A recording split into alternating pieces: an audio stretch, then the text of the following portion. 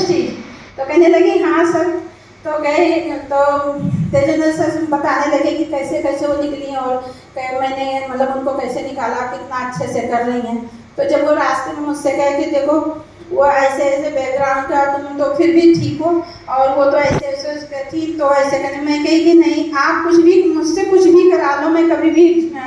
उनका जो भी कहते थे काटती नहीं थी, लेकिन ये चीज़ मैं कभी नहीं करूँगी कि मैं घर से बाहर निकल कर काम करूँ। ये मेरे लिए बहुत मुश्किल काम है, क्योंकि मुझे बोलना ही नहीं आता था। मेरे साथ अगर कोई एक कमरे में 2 दिन भी बैठा रहे तो शायद मैं पहल नहीं करती थी, और आज भी इस चीज़ में बहुत कम है। तो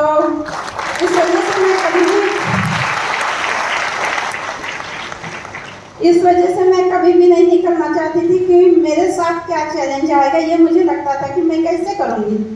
मैं किसी से बात कैसे कर सकती हूँ। मैं 2 बजे से 5 बजे तक बच्चों की स्टॉप पे रहती थी, क्योंकि दोनों बच्चों का बस अलग अलग टाइम है, बेटियों का अलग, उसका कम से कम 10 स्कूल के पेरेंट्स वहाँ पे रहते थे, और मैं पूरा 3 घंटा वहाँ निकाल देती थी, लेकिन कभी किसी से बात नहीं करती थी। और जब कोई पूछते थे कि आपके बाल इतने अच्छे क्यों हो गए, या क्या सा क्रीम लगाती हो,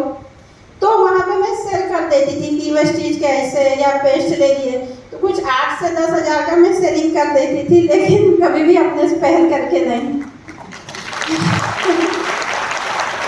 तो वो चीज़ वो देख रहे थे कि एक लेडीज के अंदर सेल करने में बहुत अच्छी पावर होती है, जो कि कुछ बोलती नहीं फिर भी इतना अच्छा निकाल देती थी। जब मैं किसी का ऑर्डर लेके आती थी तो अगले दिन वो उनके हस्बैंड को मॉर्निंग में मिलते थे और प्लान बताते थे, तो कुछ तो ज्वाइन हुए और कुछ नहीं लिए, सिर्फ कस्टमर बन के रहे, लेकिन वहाँ से भी हमारा काम तो चल ही जाता है, कुछ होना चाहिए जो कस्टमर रहे।